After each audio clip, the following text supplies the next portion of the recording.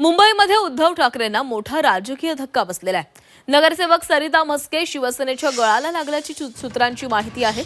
सरिता म्हस्के मुंबईच्या वॉर्ड क्रमांक 157 मधून विजयी झालेल्या आहेत। शिवसेना भवनातील बैठकीला सरिता म्हस्के गैरहजर होत्या।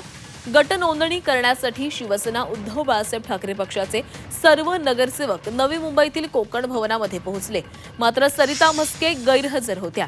त्यामुळे सरिता म्हस्के यांना अपात्र करण्याची कारवाई शिवसेना उद्धव बाळासाहेब ठाकरे पक्षाकडून सुरू झालेली आहे। सरिता म्हस्केंना वगळल्यावर उद्धव ठाकरेंच्या मुंबई महानगरपालिकेतील एकूण नगरसेवकांची संख्या 64 असणार आहे। त्या आमच्या संपर्कात आहेत।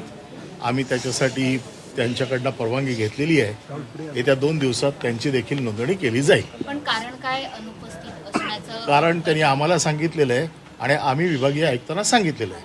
काय करणार? 64 लोकांचा गट स्थापन झालेला आहे, 64 नगरसेवकांचा 1 महिन्याचा कालावधी नोंदणीसाठी असतो आणि 1 महिन्याच्या कालावधीमध्ये आम्ही कधीही नोंदणी करू शकतो।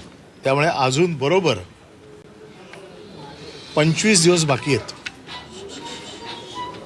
त्यामुळे त्यात आम्ही कधीही नोंदणी करू शकतो। त्यामुळे आपला हा जो काय प्रश्न आहे, कारवाई करणार का, हा प्रश्न 25 दिवसाच्या नंतर लागू होतो।